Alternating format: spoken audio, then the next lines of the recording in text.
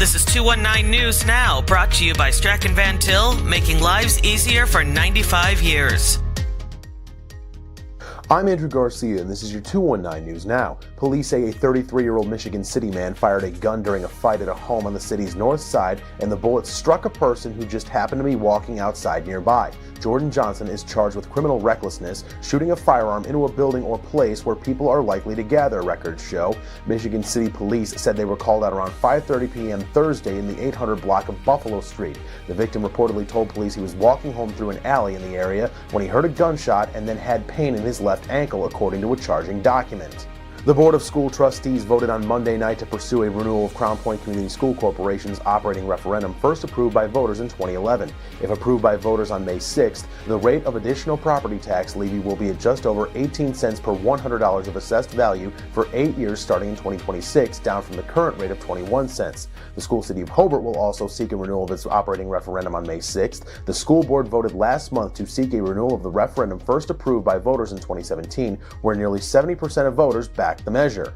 Michigan City residents said they would like to see housing, mixed-use development, or more green space at the Indiana State Prison site. The city held the first public meeting last week on how to reuse the 165-year-old prison that will be replaced by a new penitentiary in nearby Westville. Residents suggested ideas like more homes, sports facilities, a museum, and more. Consultants are now putting together public comments people submitted and will prepare a report. Officials are planning more public meetings for public comment. And in sports, we have a Hammond showdown on the boys' basketball courts. Bishop Noll hits the road to take on Hammond Central. Here's a look at that game.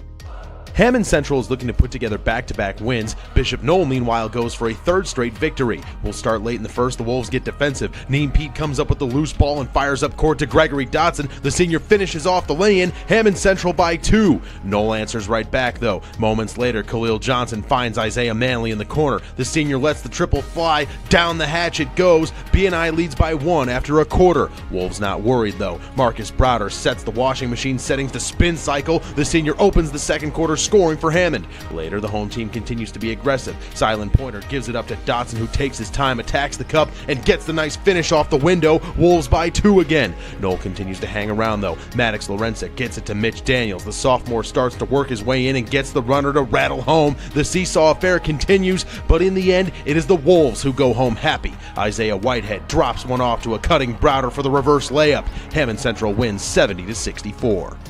To read up on more local news and headlines, visit JEDtv.com and NWI.com. I'm Andrew Garcia, and this has been your 219 News Now.